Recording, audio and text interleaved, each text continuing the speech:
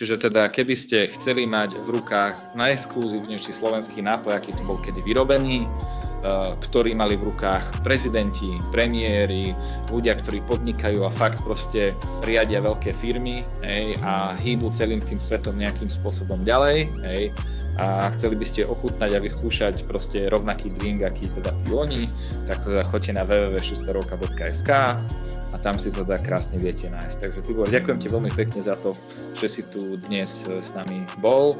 Nech sa teda Drienkovici darí, hej.